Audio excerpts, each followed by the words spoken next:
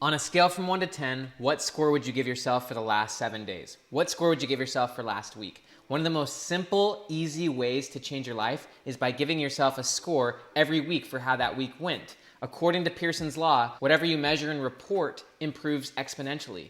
And so what would happen if you just had a simple chart in your closet or somewhere that you could see where at the end of every week you gave yourself a score? And you get to decide what the scoring is. For example, for me, for my last 3 weeks, I've had 10 out of 10 weeks. Now that doesn't mean I was productive 24/7. It means that I actually did the right things. If you want to be effective, if you want to be successful, it's not about doing a lot of things. It's actually about doing the right things. There's this great book called the 80-20 principle. It's all about how 80% of your results come from 20% of what you do. People who are highly effective, people who are highly successful, they do not do more than the average person. In fact, often they do less, but they do the right thing. They do the few things that create the most exponential results. And so what would happen if every week you gave yourself a score based on the most important things you did? Now, there's a quote from Jim Collins from Good to Great. He said, if you have more than 3 priorities, you have none. And so what I would challenge you to do is have a goal, have no more than 3 things you're trying to accomplish in a given week. If you have 10 things you're trying to accomplish, you're not applying the 80-20 principle, because 80% of the things you do only create 20% of your results. And so rather than trying to do 10 things, maybe you should try to do just 2 or 3 max. And if you knock out those 2 or 3, then everything on top of that's cherry. It's just like on a daily basis. Every day you give yourself 1 to 3 very important things to do. And if you knock those things out, you give yourself a 10 that week because you want to feel successful. As BJ Fogg, the Stanford psychologist, said, it's important that you feel successful. If you're feeling successful, then you're feeling like you've got momentum. You're feeling like you've got progress. There's another amazing concept, though, and another amazing principle. It comes from Dan Sullivan. He's the founder of Strategic Coach. He's coached more successful entrepreneurs than anyone in the world, and he calls it the gain in the gap. And basically, the gain in the gap means is that most people are in the gap. Most people are comparing themselves with their ideal. Their ideal is a moving target. Whenever you achieve your goals, your ideal moves, and so if you're always comparing yourself with your ideal, you're always in the gap.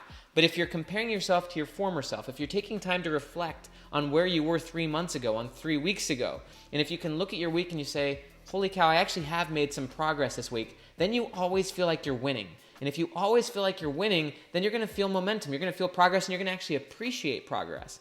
It's also really powerful. Just, for myself, I've got a chart in my closet, and every week at the end of the week, I give myself a score on each week. And it feels really great to give yourself 10s, but it's also nice sometimes to get 5s and 6s because then you can better plan your week. As Jim Rohn said, it's not necessarily that you're ineffective, it's that you didn't plan well enough. And if your day went wrong, it's because you didn't plan it well enough. If your week didn't go effectively, it's because you didn't plan it well enough. It's really powerful to measure your progress so that you can actually make progress. Whatever you measure, you can control. If you're not measuring how good your weeks or your days are going, then you're not clear on it. It's just like not measuring your money. If you're not measuring your money, then you don't know where it's all going. And if you don't know where your money's all going, then you can't be financially free. So this is the most powerful thing you can do for your weeks, is just literally give yourself a score, 1 out of 10. And you get to decide what those metrics mean. You get to decide if it felt like an 8, a 9, or a 10. But if you actually measure and track this over a month, over 3 months, over a year, your weeks are going to get better because whatever you measure improves. And also whatever you measure and report improves exponentially. And so if you have an accountability partner, it becomes really powerful if you tell them, this is what I got this week, I got a 10. Or let's just say you have a weekly accountability meeting. You tell him or her, your accountability partner, what are the 3 most important things you're going to accomplish that week in order to get a 10? And then during your accountability meetings, spend the first few minutes reporting what you did, because that's going to improve your performance radically, but also give yourself a score. Why did you only get a 7 this week? And what would it take to get a 10? Again, it's not about working all day. It's actually about just accomplishing the few things that make dramatic progress. If you apply these principles, you will accomplish more and more every week. You'll also feel more and more successful because you're taking the time to measure your progress, measuring the gain, not the gap. If you take the time to measure your performance against your current self, measure your progress. Think about it. Where were you 6 months ago? Whatever 6 months ago is for you, think about where you were actually at and how much progress you've made. Have you taken the time to acknowledge that progress? Have you taken the time to appreciate the gains? And are you actually improving based on that progress? Based on that progress, are you now able to make better plans for the next 6 months, 6 weeks, 6 days? And every week, your behavior can get better and better. Every week, you can focus on the few things that matter most, on the 20% of things that are going to create dramatic progress. When you do this, and once your weeks become better planned, better organized, you will work less. You'll do the few things that matter. You'll value your time more. You'll value your relationships more, and you'll value your energy more. There's one other concept I want to share with you. It's eat the frog. Eat the frog is the idea that whatever you want to do the worst first. This is a beautiful book. It's probably one of the best books on productivity ever. These two books, best books on productivity ever. But eating the frog means you actually put first things first. You eat that frog, meaning you do the thing that is important but not urgent. So if you wake up first thing in the morning and you knock out your most important thing, for me it's filming this video.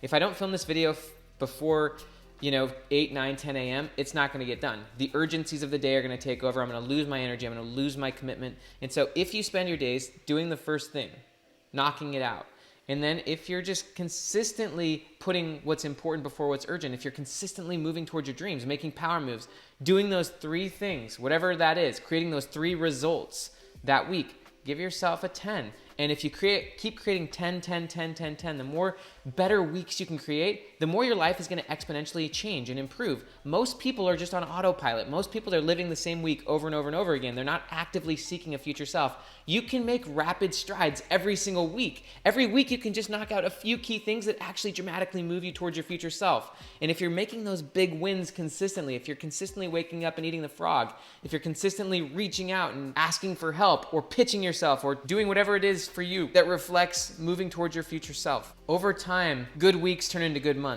turn into good quarters turn into good years. Good years mean that you're not the same person you were 12 months ago. As Elaine Day Button said, if you're not embarrassed by who you were 12 months ago, you didn't learn enough. And so people who are successful are moving forward every week.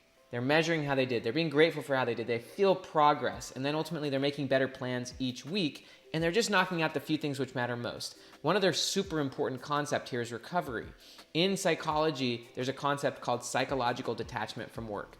And what it means is that if you don't actively detach from work, meaning you don't turn off your brain and let it go and move on and then be in flow, meaning you're fully absorbed in whatever you're doing, maybe your family, recovery. If you're not actively recovering, then you can never actually fully engage. If you're always half on and half off, what that means is that you're never with your family when you're with them. You're never at work when you're fully there. You're always semi-halfway, and you've trained your brain to be lazy. Being in flow means you're just trying to accomplish one thing at one time. It means you're trying to create one outcome at a time. So for me, the one outcome is filming this video. Once I'm done with this, I got to just create one outcome at a time if I want to be fully in flow, fully immersed in what I'm doing. When I'm at home, you want to set up your environment so it's easy. Leave your cell phone away from your body so that you can actually be fully engaged in what you're doing, fully recovering from technology. If you're not recovering from work, technology, and regularly from food, fasting, then you're not optimal. You're not working at an optimal level. You need recovery in order to experience extreme flow. And extreme recovery also just means you're just trying to do one thing at a time, which could be just being present with your loved ones or just enjoying that movie. But if you're watching a movie and staring at your phone, then you're trying to do 2 things at once. You're not in flow. You're training your brain to be lazy. And ultimately, that same laziness will transfer to your work. You're going to be trying to do too many different things at once, and you're never going to actually be just accomplishing those 1 to 2 things that matter. So I challenge you to start rating your weeks. That will change your life forever. Get something, maybe tape something on your wall, a calendar, but rate your weeks. And if you do this over the next few months, you're going to see that your weeks get better and better and better. I'm Dr. Benjamin Hardy. Feel free to click the link down below and sign up for my 30-day Future Self program, and I will talk to you later.